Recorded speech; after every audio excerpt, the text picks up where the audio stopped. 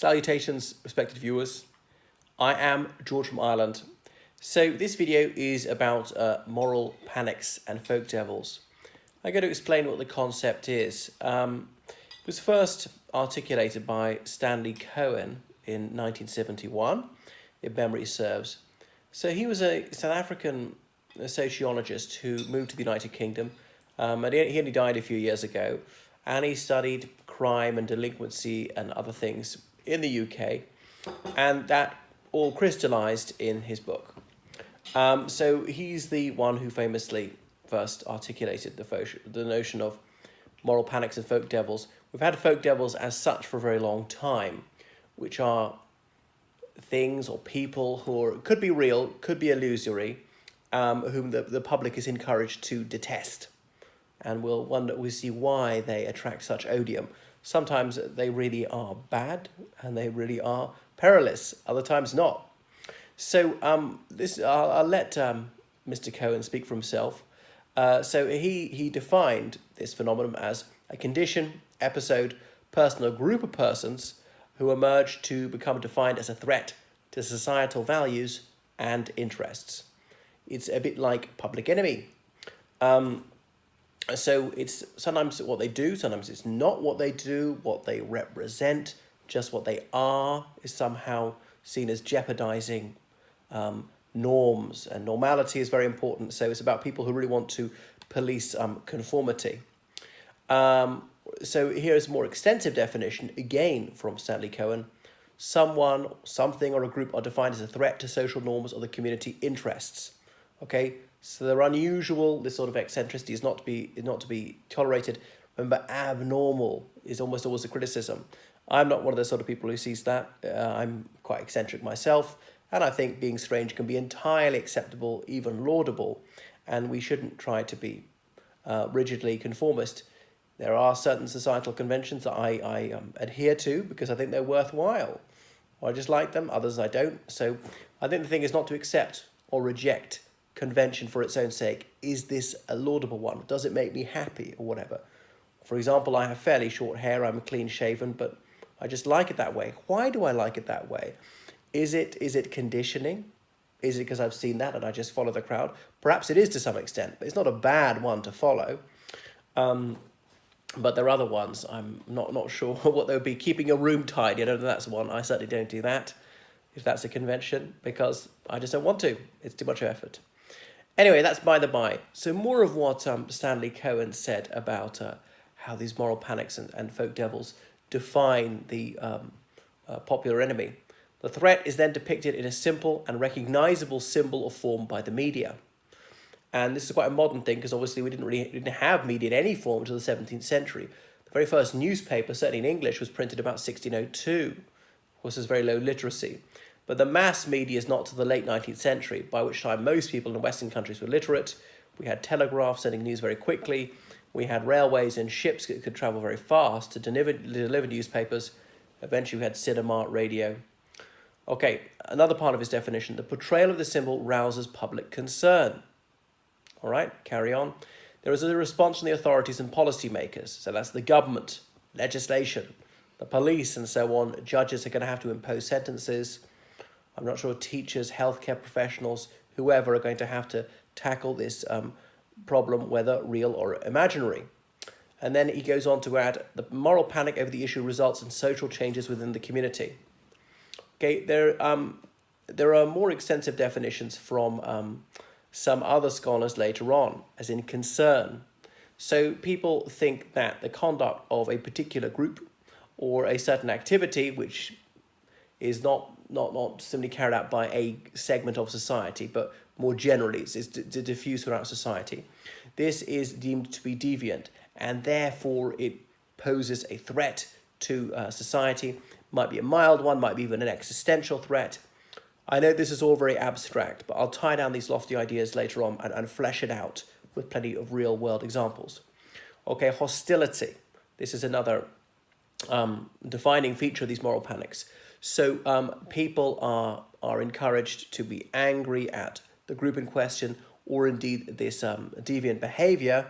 So public odium is directed at it, and then it ramps up. it spirals, and these people are seen to be folk devils, because they can even be semi-mythical. They're just dangerous. They are to be extirpated.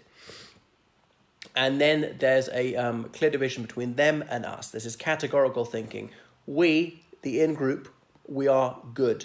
They are evil. And we project any negative characteristics onto them. We blame them. Okay? So there's hostility, and really there's no middle ground. There's no nuance here. Which side are you on? There can't be a middle ground, and it can't be a more mixed picture. Well, we're mostly good, but we're partly bad. They're mostly bad, but they're a little bit good as well. It's not that clear cut. It's more complicated. No. This is very straightforward and oversimplistic. Right. Another feature of this is consensus.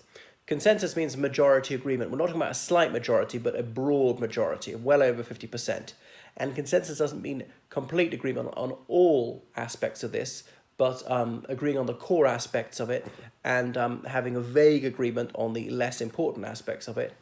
So this worry about this deviant group or this delinquent behavior doesn't have to be throughout society. It might be half a society, it might be a bit more than half. It doesn't have to be 100%. And people broadly agree that the group we're focusing on poses a danger to society. So there are people who are moral entrepreneurs, the sort of fashion setters or opinion formers, who suggest that we need to be worried about whatever group of behavior because it's very destructive, or this group is terrible, they need to be surveilled, they need to be controlled, possibly booted out, things like that. And we're eventually able to make the fake folk devil appear to be feeble, and they can easily be defeated. They're not highly organized.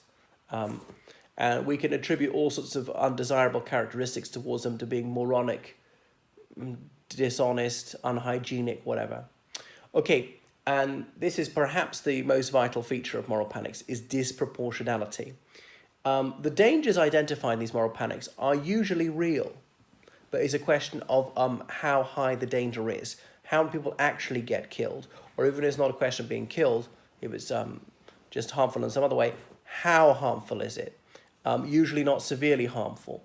And when it harms some people, it harms most of them only mildly, others not at all, and others, yes, it harms quite seriously. But what we do is we take the real outliers, the real extreme cases of suffering, and suggest that typifies the behavior. So the response is really out of all proportion to the actual level of threat presented. So people say, things like civil liberties, we can just forget about those. That is of no concern here, and we need to be very firm about this Salus populi lex suprema est kind of thing. It doesn't matter how much money we throw at the problem, because we've got to get results. And anyone who quibbles about this, isn't this a bit expensive, or aren't we downgrading our civil liberties, is then lambasted as being limp-wristed, as possibly being in cahoots with the folk devil and things like that. So there's great impatience and fury with those who say we should stop and think. Another feature of this is volatility. These moral panics, they flare up very suddenly, and they can disappear just as suddenly. These things turn on a dime, we pivot to the next one, and it's largely forgotten about. So public interest gradually diminishes. We feel a certain fatigue about hearing of a particular issue, which is just saturation. Bombs going off in Iraq, well, that's been going on for years. We're fed up to the back teeth of that. We're just profoundly bored of it. So the media will switch to another story, which is just more eye-catching. So the yellow press, that's tabloids, will always like to sensationalize these things, because the truth is usually too mundane. We don't want bland news. There is a small chance of a slight threat. No. We want panic stations. We want high emotion. So we've got to make it melodramatic. Otherwise, it'll be too tedious. Make people sit up and listen. And so journalists can have a field day with this, and they will be in league with certain demagogues. Business leaders might be making a mint out of this, selling whatever, goods or services. The police, it enhances their status, perhaps their salaries, they get new equipment. Security services can demand more extensive powers. So not just the legislation, also more money. They're guaranteed a job. social workers, teachers, doctors, nurses, dentists. I can't think who else, judges. Again, they will be seen to be more important. They'll be public heroes on the front line, battling whatever it is, and getting their salaries raised and possibly getting more equipment. As I say, some of this is sincere, and some people fall for these things, and these dangers are not totally chimerical. So the internet has allowed us to spread these notions a lot more rapidly. So we look back into history to see some of the earliest moral panics. Well, obviously there was a witch craze in the late Middle Ages. So obviously Christianity says, "Thou shalt not suffer a witch to live." Well, that's from the Old Testament. You know, I can't remember who it was. It was a King Saul visited the witch of Endor, and Christianity wasn't terribly concerned with witches and wizards for centuries. But then in the late Middle Ages, suddenly there was this panic about them, and people were seeing sorcerers everywhere. Well, sorceresses more often. And this is a common feature. It was mainly targeting the socially marginal. They were almost all poor. They were often elderly women, widows, living on the edge of society. People would now recognize as being mentally ill, talking to themselves, speaking to cats and dogs and things like that. It was almost never healthy, young, aristocratic men. So it was about picking off people who society didn't want to care for. The local weirdo, people who had auditory hallucinations, things like that. And throughout history has often been religious dissenters within Christianity, Lollards perhaps, or within Western Christianity, Protestants when they came out. Later, when Protestantism was the established religion in various countries, it was the Roman Catholic minority. Obviously, it was Jewish people. So whoever is the other, that they're bad, that they're if they claim that they share our religion, really that says counterfeit Christianity. They're in fact in league with the devil. The Pope is the white devil, the Buhor of Babylon. Some Protestant fundamentalists came out with that one. And obviously there's all sorts of behaviour which the puritanical aspect of Protestantism would be against, even theatre. And the Roman Catholic Church was distinctively unhappy about theatre, certainly into the 18th century. Like in 18th century France, actors couldn't be buried in consecrated ground, things like that. Not seen as respectable, women not being allowed to act on stage. This was immorality, it was tempting people towards vice. Actress was seen as little better than prostitute, things like that. So they didn't actually ban theatre, but they thought it was really morally questionable, unless, of course, it was a passion play or a nativity play, unless it was specifically about Christianity.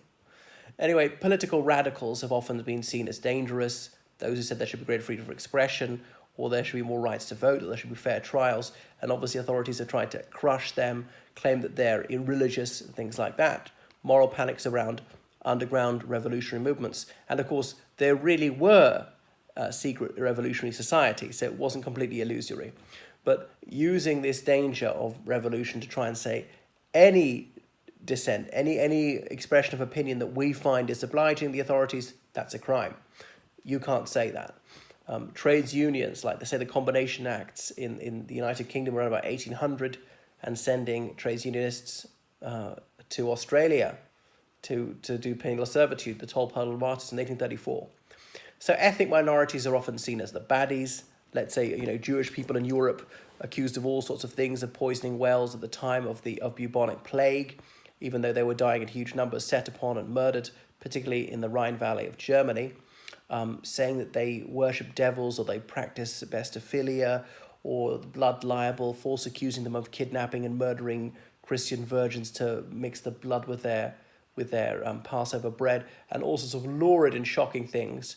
And it was particularly targeting children, something which is a very emotive issue when children go missing. Or let's say little St. Hugh of Lincoln, the symbol of bull going over the wall, that supposedly his bull went into the garden next door. He went there. He wasn't seen again. Then they found his body chopped up in the drain several days later.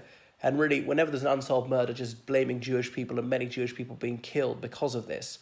So that was a moral panic. There can be a racist aspect to it. It's detestable.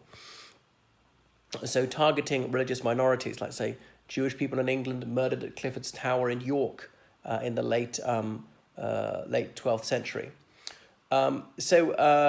Many more ludicrous examples of moral panics, of things which we know to be perfectly innocent, seeing as challenging societal norms and somehow leading to grossly immoral behavior. Bicycles. A woman cycling was iniquitous. These days, it just seems beyond absurd. It's utterly ludicrous. I think the idea was that she would derive from some sexual gratification from this. Women wearing trousers. In 1916, Countess Markovich appearing wearing trousers in Dublin, and people thought it was the height of immorality. Well, the Bible said that a woman couldn't wear a man's clothes and vice versa. Hostility towards transvestites. Remember, trans across vesta, as in vestment, clothes, cross-dressing. Women playing sport, like the Catholic Church or in Syllabus Aurorum, all the things were banned: Marxism, Darwinism, socialism, or around the time of the First World War, the Catholic Church speaking out against women playing tennis, things like that, about low necklines, which would just show like sternum about as much as I've got, just implied cleavage. That would be too much. That was the height of immorality. Unwed mothers were very often demonized. They're seen to be undermining society. Not the men who inseminated them, of course. Spies. Now, and when the First World War broke out in the United Kingdom, the most shocking stories were printed by the popular press, saying that there were thousands of German spies in the United Kingdom, that they were in the sewers, they were going to emerge at given signals and take over the country. Obviously, the idea that they were hiding in the sewers was complete bunkum. But there were a handful of German secret agents. Karl Lödnitz was one of them, but they were mostly caught and executed very early in the war. German intelligence was actually a big flop. Same with the Second World War. So, as I say, the claim that there were German secret agents in the United Kingdom was not entirely bogus. There were, but a handful. It was hugely exaggerated. Now, it was good to be vigilant, but it was just a ridiculous overreaction. And then the British security services were inundated with thousands of letters reporting that the people had seen German spies. I know this man is a German spy. How do you know that? Well, he walks his dog in the park every morning. What's suspicious about that? So these sort of excitable fantasists will see a spy on every corner. And the security services were so busy sifting through all this nonsense that they would miss some real reports. Moral panics about the tango. Certainly the Catholic Church thought that this was immoral, it was too seductive. This very racy dance from Argentina. Short skirts. Remember, to the First World War, certainly in the Western world, women tended to dress down to their ankles, not showing anything between their collarbone and their ankles, and often wearing long sleeves even in the summer. But hemlines rose, and some people said that moral standards fell in the 1920s. Petting, laws against petting in the United States. Many states had acts against that, which went any physical intimacy between a man and a woman outside of marriage. Doesn't have to be intercourse at all, doesn't have to be explicitly sexual, just hugging or kissing on the mouth, things like that, which is why the Mann Act was passed. Man with a double N, as in Mr. Man, saying transporting a woman across a state line for an immoral purpose was a crime punishable by many years in prison. And so this felony was so vaguely worded. It was people said it was to stop human trafficking, as in tricking people into white slavery, as in holding them as prostitutes. Notice it said white slavery, almost as though enslaving black people wasn't as bad. But white slavery, it referred to keeping women as prostitutes against their will. But the Mann Act, because the wording was so open-ended, a couple driving across a state line for a date were technically in breach of that. And so this was a felony. But it was very selectively applied. As late as the 1960s, there was a black man, I can't remember his name, who had a consensual relationship with a white woman, and he was sent to prison for it. It was in that film Motown. He was quite a well-known musician. So moral panics against alcohol, like the temperance movement, or those who wanted it outlawed altogether.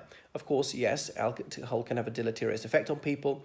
It's harmful to the liver and various other organs, and yeah, it can kill you. But the great majority of people who consume alcohol have a manageable habit, keep it down to reasonable limits. So that's that. But people managed to overreact with legislation. They took the most unusual cases of the worst alcohol abuse, of people dying from it, and suggested that was very common. So you see how statistics are inflated. And these really eye-catching examples are given front page prominence. And that's how the United States passed the Volstead Act, prohibition.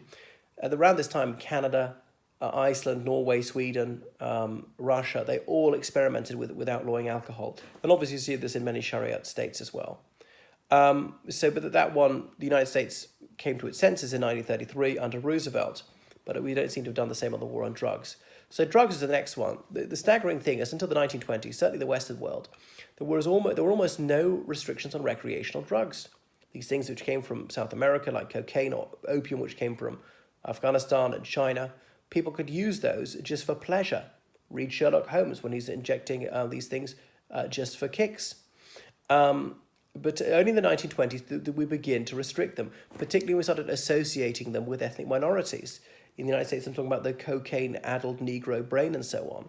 So there was a large element of racism in trying to restrict these things. Incidentally, I do recognize drugs are very injurious to a person's health, and I would very much counsel people to never ever try them.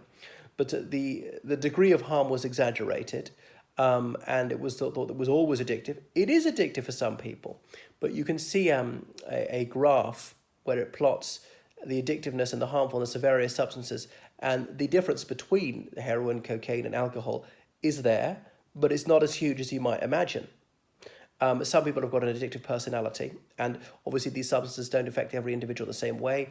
There's a question of the amount you take and what's your general health, your age, and so on.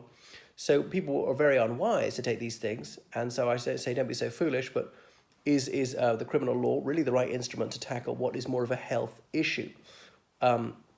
Anyway, so 1920s, these hard drugs become outlawed. It's not until the 60s that softer drugs are usually outlawed in most of the Occident. Remember gambling, moral panics against gambling. And again, there are gambling addicts. There are people like me, and I've gambled about 5 times in my life, which would be more typical, and very small amounts. But there's the other end of the spectrum, people who just can't help themselves and bankrupt themselves. So outlawing it completely is surely an overreaction. Moral panics against various political ideologies, communists and so on, or the communist world against fascists, of really calling everybody who doesn't agree with you either a communist or a fascist or something like that, of not accepting that there are any other positions, which is obviously preposterous. This is obviously incipient totalitarianism, where you simply label people with whatever damning label to suggest that really their opinions don't need to be considered, a thought-terminating cliche.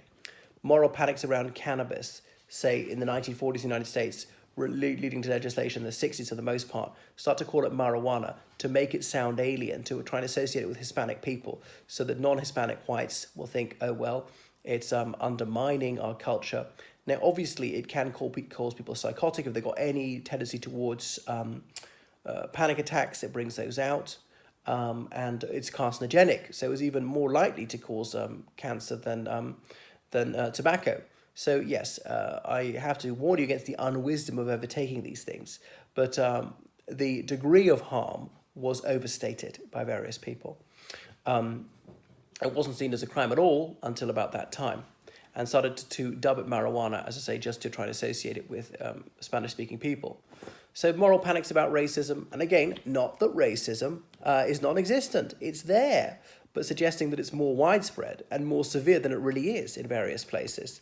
That mild things, that racially themed jokes are necessarily vicious, dehumanize people and things like that, or claiming people are discriminated against when they aren't, or that a reasoned critique of a belief system is racist and so on.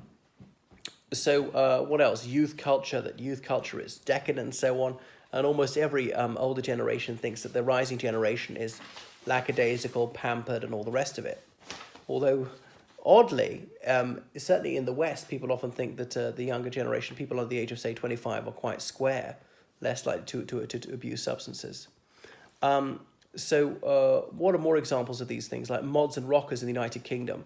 Rockers are a bit like bikers, wearing black leather a lot of the time and gelling their hair. And they were more working class, more macho and anti-intellectual. So going around on motorbikes, whereas the mods, they were more bourgeois, smartly dressed in pastel colours, and they wouldn't gel their hair, perhaps effete. And the mods and rockers used to fight each other. You can see a film, Quadrophenia, came out in 1979. Quadrophenia is going back to the early 60s, the mods and rockers. But of course, some elements of the popular press aimed at the working class and the lower middle class, they railed against the outrageous behavior of the mods and the rockers. So more examples, the internment of the Japanese in the United States in the Second World War, Japanese Americans, as in US citizens, in most cases, a few of them were Japanese people who were legally resident in the United States. They didn't do that to German Americans. I wonder why not. They would have had to lock up 20% of the population. Now, it's true that some German citizens who were in the United States at the time, they were interned. And a handful of German Americans were, out of tens of millions. Those who were known to be members of the Nazi Party. Of course, the Nazi Party was legal in the United States at the time. They were interned. But of the vast majority of German Americans didn't have their collars felt, and rightly so. So there's a huge overreaction to the presence of those of the Japanese ethnicity in the United States at the time. So that was that. And probably a handful of them will have been agents, but there was no attempt to sort of separate the sheep from the goats. Look at the United States right after the Second World War, McCarthyism, when Senator Joseph McCarthy said there were hundreds of card-carrying communists working for the State Department or various branches of the US government, and he had a list of names. He never revealed the names, and the number kept changing up and down and up and down. So it was largely ludicrous. Of course, there were communists in the United States. The Communist Party of the United States existed legally. They had the constitutional right to do so, and indeed they ran a candidate for the president, and yeah, there were a handful of Soviet agents in the United States. But again, the overreaction was ridiculous, and it hit loads of innocent people. And how about Eisenhower? He'd been to Moscow in 1945. He'd met Stalin and been there at the Victory Day parade, but somehow he wasn't targeted. McCarthy only overreached himself when he started accusing the army, and that was just a bit too much for the military-industrial complex, so he fell from grace. Getting people blacklisted because their opinions were suspect, they weren't able to work in Hollywood. These actors and directors mostly moved to the United Kingdom. Having to say that you never worked in the... you'd never been a member of the Communist Party if you wanted to become a citizen, which was surely discriminatory. And I see the same thing in the United Kingdom today. Like members of the BNP for at least 10 years have been forbidden to be teachers, police officers, or prison officers. Now, I don't like the BNP at all. Certainly, until 20 years ago, they were an openly racist party. Many people think they're now a closet racist party. But we've crossed a line when we say because of your opinions, your political views, you're not allowed to do various jobs. Who's next? It reminds me of that poem, I can't remember who was it Bonhoeffer and Niemöller saying, first they came for the communists, then they came for the Social Democrats, then they came for the Jews, and so on. Now, I'm not suggesting anyone's going to be killed. No one suggested killing members of the BNP or even imprisoning them. The BNP does allow ethnic minority people to join the party. It has done for at least 10 years, well, partly because they're required to by law. But who's next? UKIP members in the United Kingdom not allowed to adopt an ethnic minority child, things like this. This is disgraceful. This is creeping liberal totalitarianism. It's worrying that certain expressions of opinion are not allowed. The EU said it's trying to outlaw xenophobia. The trouble is they would misuse that to try and say that Eurosceptic opinion is not allowed to be stated. These no platform policies, so depriving people of freedom of expression, not allowing them access to the media. And then we see it in matters of health. So the AIDS crisis. Now, AIDS is real, and yes, it has killed millions of people. So people should take precautions. Now, the number who are going to die was hugely exaggerated. Fortunately, okay, better safe than sorry. We were cautious about it. But there was a moralistic aspect to it for certain people, that it wasn't just a health issue, it was to do with your behavior being immoral, as though you're being punished for bad behavior. But yes, people should be circumspect. And they would say, particularly to do with sexual minorities or ethnic minorities and so on. SARS, a severe acute respiratory syndrome, which broke out in 2003. Of a global population of about 6 billion at the time, it killed several hundred. Obviously, I'd rather it killed no one. But again, the reaction to it was really out of all proportion to the actual level of danger. Avian flu, a few years after that. And again, there was a great panic about that one. Fortunately, it's largely forgotten. Ebola, particularly because it's associated with Central Africa and West Africa. Porcine flu in 2009. So I lived through many of these panics. I remember Creutzfeldt-Jakob disease back in the early 90s, or CJD, mad cow disease, they often called it. How many people in the United Kingdom died from that? Was it 10? I prefer nobody died. An absolutely tiny number. Some people wouldn't eat beef. Several countries banned British beef for years. Some people banned all British meat and things like that. So just a huge overreaction. So that's that. Or, terrorism in the United States. How many people, or particularly foreign terrorism, were killed by foreign terrorists in the US this year? I think it's 0. 2008, if I got right, it was 0. 2007, wasn't it also 0? 2016, I think it was 50 guys in a gay nightclub. But really, in most years, it is 0. Contrast that with 33,000 people killed by guns in the United States every single year. You look at the airtime, the legislation, the money that is put towards tackling terrorism. Even Americans killed outside the United States by terrorists is usually very low. Now, especially if you exclude military personnel. So it's eye-catching, these violent deaths, and so they concentrate on that rather than more mundane issues than healthcare, which the government could provide, could pass legislation, and could pass money bills to deal with. Look at the Me Too movement now. That these are the sexual advances towards an adult are absolutely unacceptable. Saying you're good looking, do you want to go on a date? Things like that. That's harassment. Or even consensual sexual liaisons. Or what's his name? Joe Biden kissing this woman on the back of the neck, which he might not even have done. Fortunately, the woman who said that said, well, I don't consider it to be a sexual assault, but he should never be president. Now, let's assume Joe Biden did it. Perhaps it was foolish. It was an error of judgment. It made her feel gauche. He should apologize. He's made a fool of himself. So clumsy things, ought to be forgiven. And that's what living in a free society is. That's what being an adult is. People will desire others, and that other person may not desire them back. You might have to ask more than once. Be a little persistent if you're going to have a relationship, romance, love, marriage. But yes, I imagine it can be irritating.